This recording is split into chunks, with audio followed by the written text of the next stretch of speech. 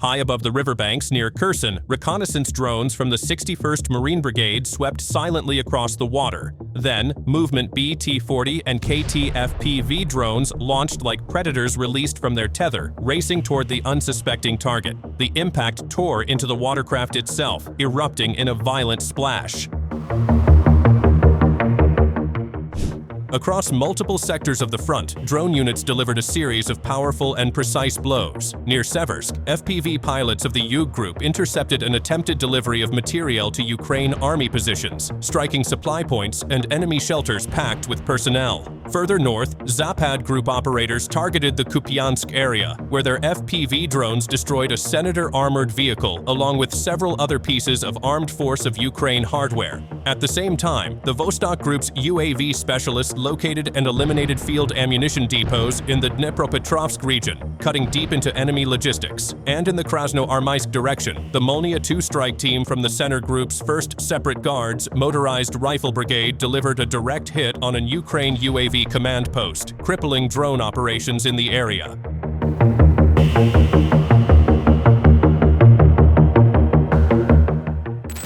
Powerful strikes hit energy facilities across Kyiv, plunging parts of the capital into heating, electricity, and water disruptions. Local reports indicate that close to 30 strike UAVs continue hammering the city as the assault unfolds. One ballistic missile crossed the Kyiv region and struck Uman before moving toward the Cherkasy area. At the same time, a major drone attack targeted an industrial site in Chuhuiv, where an administrative building caught fire. Authorities say no casualties have been recorded yet, but the scale of the damage speaks for itself.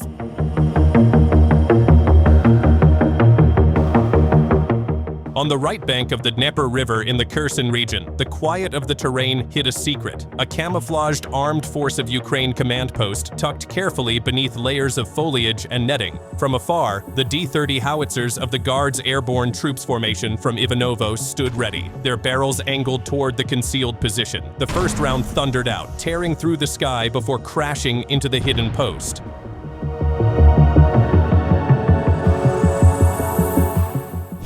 Out in the open field, the wind swept across the grass as the Grad MLRS crew of the Dnieper group of forces moved into position. Every motion was deliberate, every sound measured. In the distance lay their target, a concentrated cluster of AFU manpower and hardware deep in the Zaporozhye region.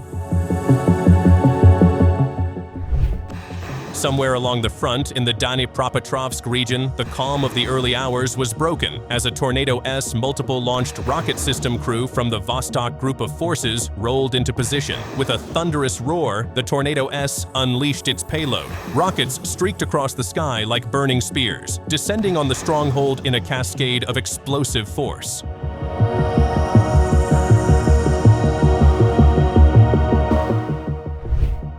In the Krasny-Liman direction, TOS-2 Tosochka crews of the Zapad group moved into position and unleashed a series of devastating strikes. The blasts rolled across the battlefield with overwhelming force, tearing into enemy positions and leaving their defenses in disarray. Meanwhile, in the Krasnoarmysk direction, the center group brought in the TOS-1A Solntsepyok heavy flamethrower system. With a single thermobaric strike, it obliterated a fortified armed force of Ukraine's stronghold, reducing the defensive point to smoldering ruin in a matter of moments.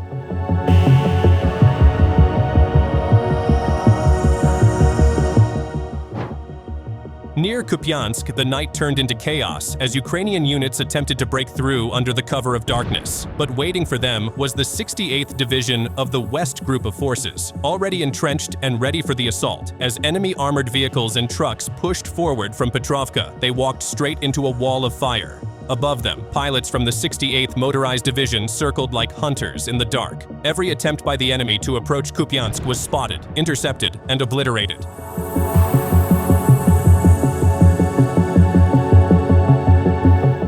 A strike hit the Slovyansk thermal power plant, setting the facility ablaze. It was targeting a site in Nikolaevka, a settlement in the DPR still under Ukrainian control. As a result, the Slovyansk-Kramatorsk agglomeration has begun experiencing widespread power supply issues. nothing escapes the advance. The Russian Ministry of Defense has released new footage showing the liberation of Danilovka in the Dnipropetrovsk region. The video highlights how assault units pushed through the settlement with overwhelming force, chasing down anything the enemy had left on the ground, anything that moved in the air, and anything that tried to flee across open terrain. The advance was fast, coordinated, and unforgiving, sealing full control over the area as Ukrainian positions collapsed under pressure.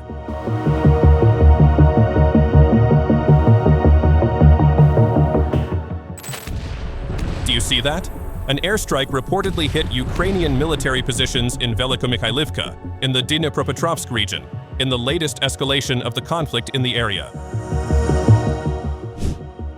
From the air, the UAV operations of the Russian Armed Forces' central group near the village of Shakovo in the Donetsk region revealed a tense and dynamic battlefield. Through the drone's camera, rows of buildings and open fields could be seen, forming movement routes for both sides. As the UAV reached its operational altitude, a sudden flash of light appeared at one of the ground fortification points. Several seconds later, a wave of explosions spread out. From above, the blast pattern looked like bursts of light scattered among the defensive lines, marking the areas of the most intense clashes. The UAV operator continued monitoring from a safe distance, capturing the subsequent detonations occurring around the trenches and defensive positions.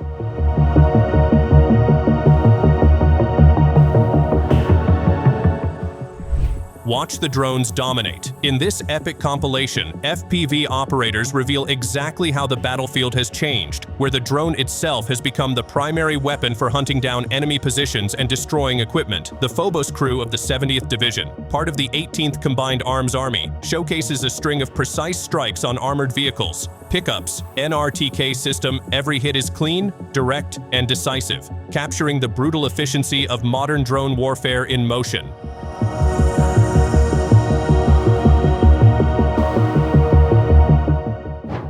How do you hold a settlement when armored steel is ripping straight through your defensive lines? See this. Fighters of the 5th Tank Brigade of the 36th Army, operating with the East Military Group, smashed through Ukrainian positions and forced their troops out of the settlement in the Dnipropetrovsk region. Russian forces surged 3 kilometers deep into the enemy's line, cracking open trenches and fortified blocks with overwhelming firepower. In the clash, nearly a full company from Ukraine's 154th Brigade was wiped out, alongside 12 armored vehicles. More than 150 buildings were swept and cleared as the advance rolled forward, leaving no doubt about who controlled the battlefield.